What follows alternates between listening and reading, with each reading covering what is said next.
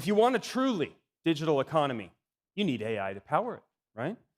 From customer service to fraud detection, AI is transforming the way money moves around the world. But these changes aren't just technical. They come with new ethical, reputational, and regulatory risks. Please help me welcome Chief Product Officer at Mastercard, Jorn Lambert, and Carlo Bruno, the Vice President of Product at Adyen. Hi, guys. Good to see you. Great to see you. Thank you for joining us. All right.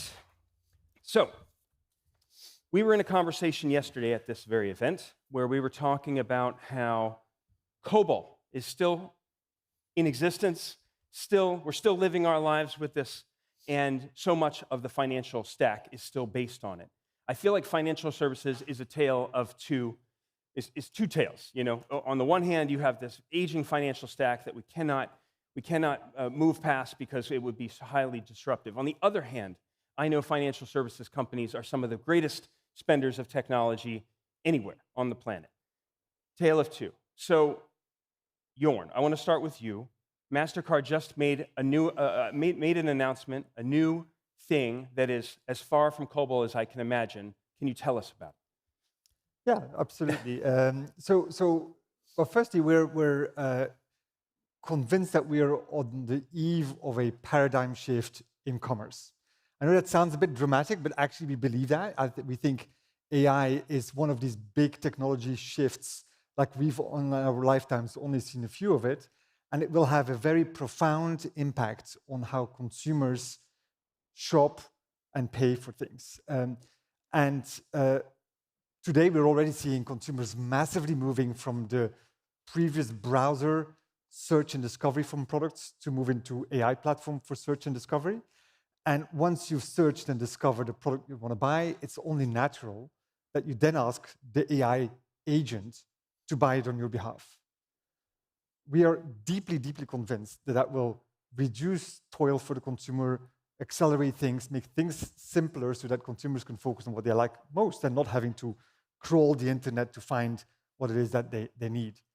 But it will only happen if you retain trust in the system. And we've heard probably over the last few days, like, oh, these agents, nobody controls them. And so the big problem statements that we put on our teams is, how do we ensure that a consumer, not necessarily the people here in the room, but my mother, can trust the way that they shop through an AI agent? And what we've announced last week is essentially the framework in which consumers, banks, agents, merchants, and the whole ecosystem can work together for a high trust system and a high consumer convenience system. And that's about making sure there's transparency, that everybody knows that an agent is in the middle of a transaction, and that therefore they're not surprised by that. Making sure that there's security, that a consumer is very clearly consenting and authenticated at time of a transaction, and that it's recorded what they're actually instructing the agents to do. That's about having an audit trail of the chat, and so that when something goes wrong, we can feedback what was actually agreed between the consumer and the agent. And that's also about then having consumer protections so that there is recourse. That, with partners like Adyen and everywhere else in the world, is an ecosystem play. And that's what we've announced last week in order to give the parting shot to what I think the era of agentic commerce. Yes, and we're talking about agents constantly here. That's absolutely the theme. So it's called agentic pay. And my first thought when I saw this was, well, who in financial services, who in banking, who at the end, at the customer level is going, I really want an agent. They're not doing that, right? They're just trying to solve a problem. Carlo, what problems do your customers have that this technology could possibly solve? Yeah, so our customers are large brands, stores such as Spotify, eBay, and they're looking for frictionless shopping experiences for good customers, us. They're looking to lower costs where possible. The financial infrastructure still is expensive. In this economy? Still, yeah, absolutely. And then the last, and then growing problem is, of course, fraud management and all the costs that come with that. And this whole discussion around agents, the true question is, what's happening with the digital storefront of our merchants? Mm-hmm. Is there really a world where we still, go to a website of a brand, order a pair of shoes, and have that experience ourselves? Or will an agent take care of this effectively, completely, taking that experience away? Mm. I don't have the answer. I think we're all trying to figure this out. Is this an addition? Is this another flow to payments and online commerce? Will this exist coexisting with e-commerce? Those are the questions our customers today have. But the problem to solve remains balancing friction and fraud. That's the main problem. And let's talk about that a little bit. As intriguing as the storefront thing is, my mind reels already with you saying that. Let's talk about fraud. So you can't engage in financial services without having to worry about fraud. There's classic payments fraud. There's authentication problems. What can AI do now to help with that? Or is it just simply an escalating arms race, the latest technology, the same problem? I think fraud management, fraud fighting is the classic use case in business school. It's been for the last 20 years when it comes to machine learning, a form of AI. Yeah. It's just that the technology has reached a certain maturity that, for example, for the company that I work for, we are really able in real time, inference, in real time to make very complex predictions around whether we're dealing with a good customer, a bad customer, and that has changed the game. So it's the skill of everything, and in this case, the access to billions of data points in a couple of hundreds of milliseconds. Mm-hmm. That is mind-blowing, and it has changed tremendously the way we fight fraud. We see customers, again, payments, right? Our world, it's the final step after all that work in awareness, conversion, ad spend, you'll name it, that very final step when it comes to that purchase. Can't go wrong. Mm-hmm. Back in the days, customers configured business rules. When from country X at this hour from these type of banks block the transaction. Yeah. That's pretty bad, you can imagine, in terms of conversion. Now we're giving control a little bit more to an AI, which supposedly has higher precision when it comes to these decisions. Right. Everyone welcomes that, but of course, again, that you're giving up control a little bit. And sure, there are tools for explainability whatsoever, but this is on the minds of merchants. How to find this delicate balance between knowing what's going on versus truly embracing all this cool technology to solve this problem. Absolutely. Let's see how many people in the audience, who here is concerned about fraud for your particular business? Raise your hand. Let's see if anybody's... Yeah, all right. I think 3% of, we saw, I think a study at MRC, it's in our industry, 3% of revenues, the cost of fraud. Yeah. Average. Jorn, Mastercard has a global footprint. You are concerned about this on a very macro scale. How do you look at the application of AI in this area? So maybe I first kind of go back for a second to this storefront thing. Oh, because boy. I think... All right. But I think it's maybe useful to just bring this to life for a second for people, because it sounds a bit strange. Like, okay, when I today I like to run. When I go and buy a pair of running shoes, I go to a certain site. I kind of browse my way through all the shoes, and there's an overload of shoes, of course. And it takes me a while, and then I don't know if I have the right shoe from the right brand with the right good deal, because I like a good deal like any one of us. And it's laborious. When I go to an agent, I say, look, I'm a runner, I do long distance, I want comfort over performance, I'm slightly overpronating, and therefore need stability shoes, and I like a good deal. And then the agent will come back and say, oh, well, here I have a Hoka stability shoe with great reviews, but I have an Asics with a 20% off at that store in Manchester. Do you want me to make a purchase?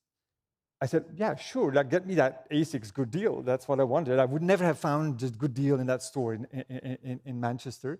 I never go to that website. I go to my agent. Mm-hmm. And I think suddenly I have gotten a good deal and avoided an hour of my time to waste. And so that is why we believe that this will actually turn in a very meaningful way. Not for everything, but for quite a few toil kind of usage. But to the point that we made, you need to make sure that this is a real agent and not a rogue agent. Right. And so the first thing that we do here is identify and certify an agent And then the second thing that we do is when an agent has been certified as being a valid agent, what we give to that agent is something called tokens or agentic tokens. What this means is my credential as a consumer is translated into a proxy for that credential with some very clever cryptography that we give to that agent, that we bound to that agent.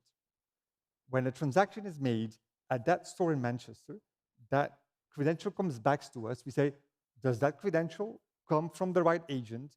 Has it been authenticated by Jorn because it was his credential? And only then do we pass it back to the issuer. And by doing that tokenization, even if a bad guy gets their hands on that credential, we can bind it back to its origin. Mm-hmm. And so it's by architecting things in such a way that we can, at global scale, avoid that the bad actors get to it. Right. The issue remains, the fundamental issue remains scammers. Because if always the scammers, isn't it?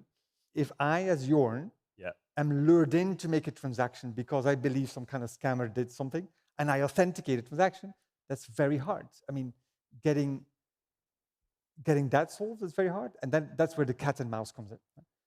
They have great tools, we have great tools, and we'll see forever, I think, that cat and mouse, and we just need to make sure that we run a little faster than the other guy. Indeed, indeed. It's just like the cybersecurity category. I want to come to the audience for questions about financial services, but first, I just want to press on something that we touched on, and it's trust. You know, I can't imagine too many customers, whether they're B2B or B2C, are terribly concerned about how the transaction happens, so long as it happens to their expectation. Is that right? They don't really have to concern themselves with trusting an agent because it'll just work to their expectations. Is that kind of the mentality in this category? Yes, it will have to work to the expectations, and they need to have recourse. Right. If the wrong shoes come through, sure, I want to say, no, this is not my size, or this is not what I wanted, and I need to have recourse against that. And this consumer protection is extremely important, because if a consumer feels like, something bad happens and I am left on my own devices, then this whole thing will collapse like a card house, right? So very, very important that we embed this into that audit trail point, and that point that a consumer will get their money back if something goes wrong is very fundamental in this construct. Right, right. Fair point. All right. Questions for either gentleman about what they do? Oh, we've blanked them. We've stunned them. Okay.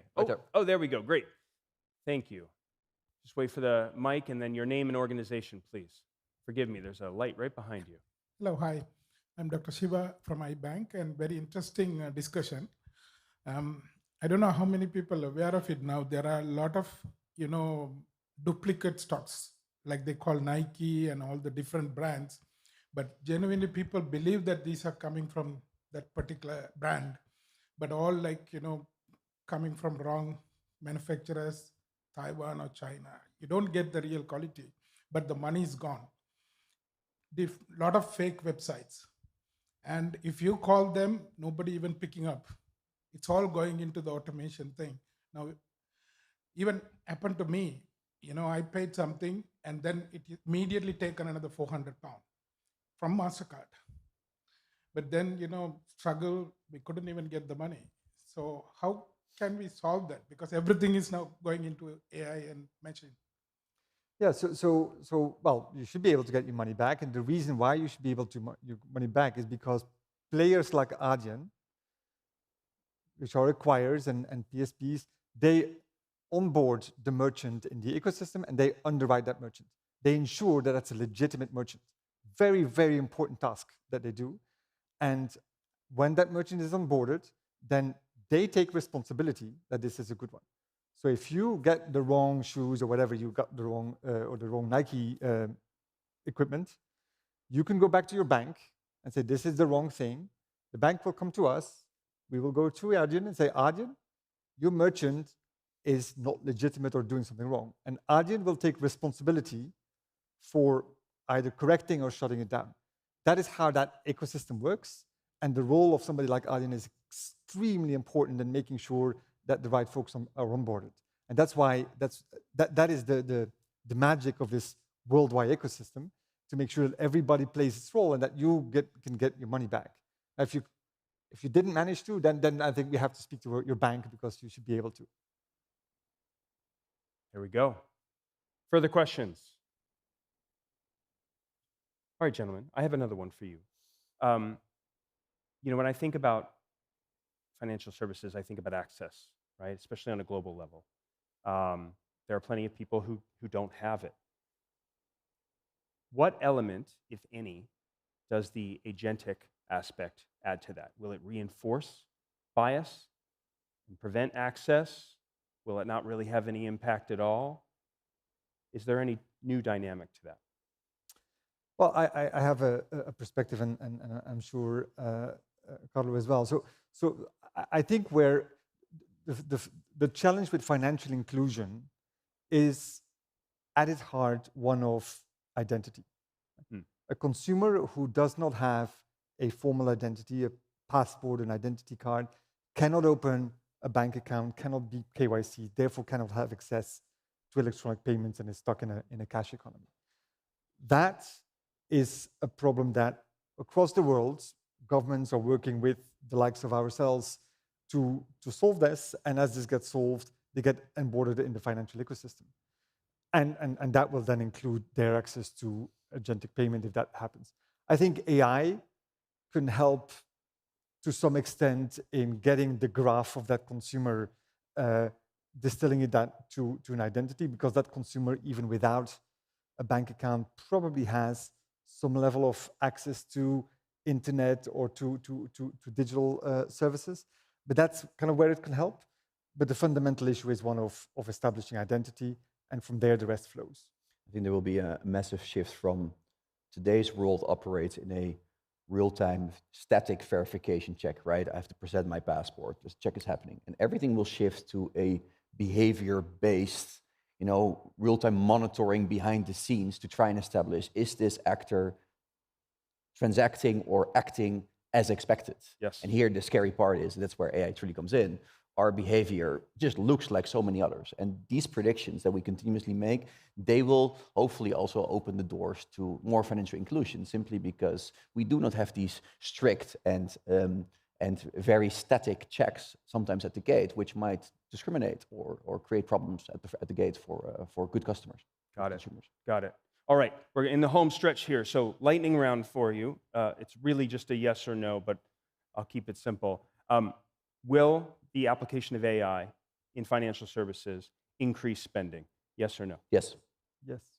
All right, there you have it. Thank you, gentlemen. A round of applause, please. After you. Thank you very much. Thank you. Thank you.